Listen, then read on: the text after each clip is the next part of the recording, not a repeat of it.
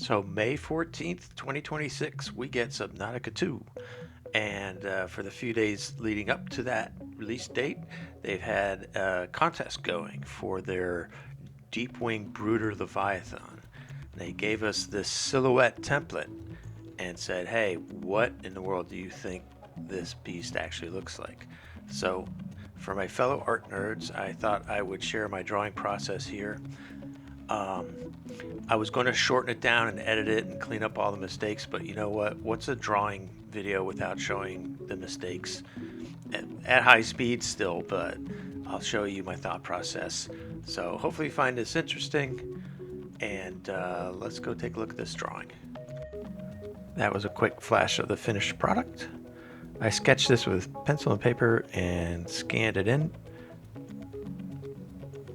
This is the Procreate app on iPad, outlining the body, getting started on some details in the mouth.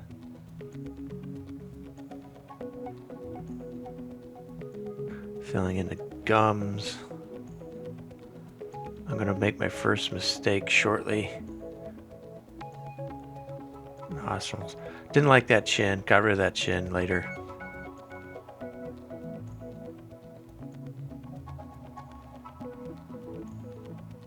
More gum details.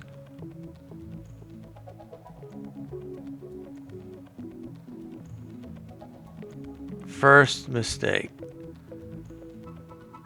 Drawing two tongues and saliva. Fish don't have saliva dripping, so I'm going to yank those out in a minute.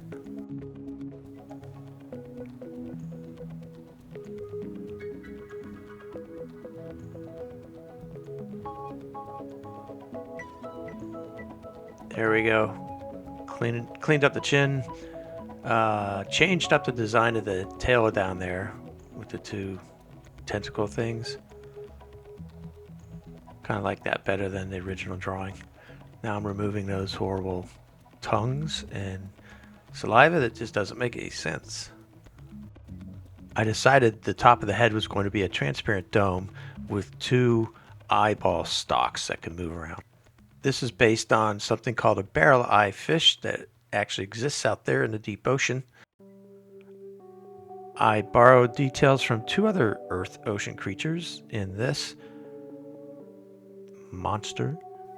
The two main eyes are based on this critter called a telescope fish. Pretty freaky looking.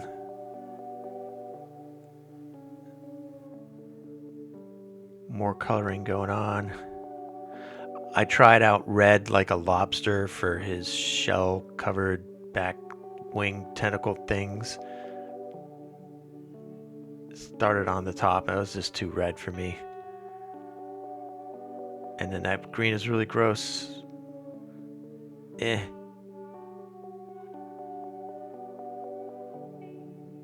Just jumping all over the place. Okay, that's a better color for the wings. A Deepwing Brooder ought to have blue brooding wings, right? So there we go. That's kind of a mouthful to say. There we go. Yeah, that chin looks a lot better down at the bottom. Coloring in the eye stalks now.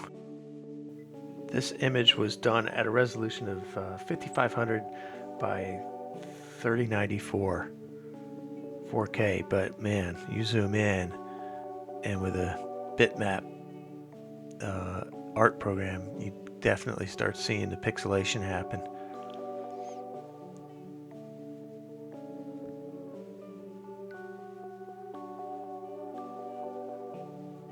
I tended to get a lot of weird little streaks as I used tap gesture controls on the iPad. It's a little annoying. I had to keep going back and erasing lines like that purple one you saw there a minute ago.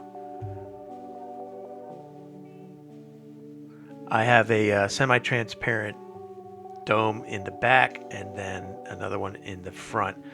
So when that one in the front is made visible, that way we'll get a tint over the eye stalks as if it's behind a semi-transparent fish membrane. Cool. It's time to color in the eyeballs of the telescope fish. So a whole bunch of shading.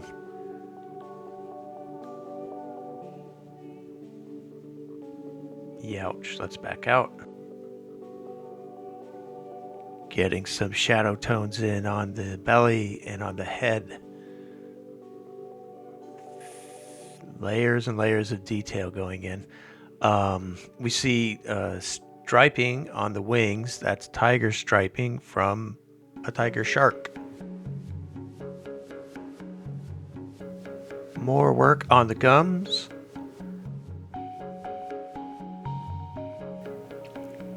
Doing some highlighting deep in the gums there.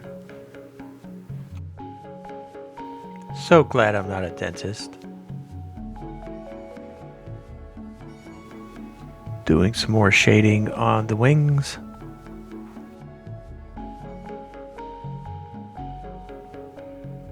Going to clean up the lips here. Give them a texture here shortly. Just texturing the skull and the skin. Alright, clean lips. I really like Procreate's brushes. Some of them are textures, not just traditional paint brushes. Really creating a neat effect. I wasn't really sure what to do with these big long lips. And this one brush had a lot of nice kind of jagged horizontal lines. Then I found some vertical lines. I forgot I had these weird zebra stripe things going, so I put some vertical lines underneath the big eyeball stalks.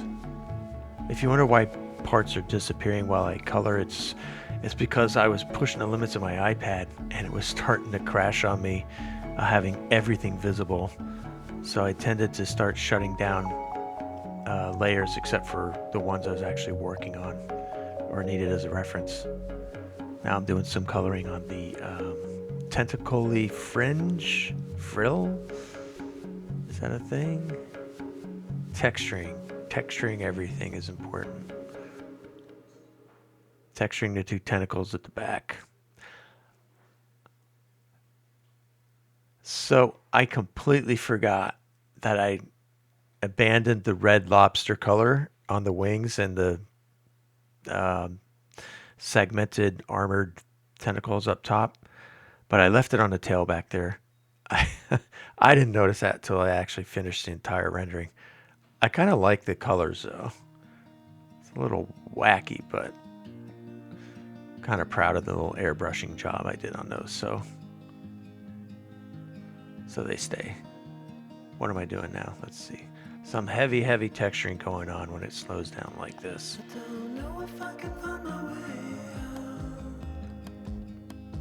There we go. Starting to bring in some highlights.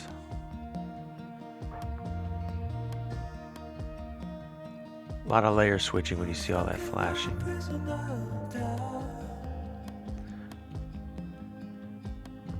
You can kind of see a background image that I'm going to use. I'm not very happy with how that background image came out, so I don't think I'm going to add it to this video. This is long enough anyway. I'm adding some shadows under the frill tentacle things against the stomach because it really makes them pop out. Just more of a 3D effect. And we're almost done. I just wanted to add a little bit of detail to the eye stalk chamber. And we're done. Thank you so much for watching this. I hope you got a kick out of it. Obviously, I'm more of a cartoonist than a fine artist. But this was a lot of fun to do. Hopefully, Unknown Worlds will share with us everybody's submissions so we can see all the different kinds of art styles and concepts of what this bizarre silhouette turns out to be. Okay, that's a wrap. Have a great day.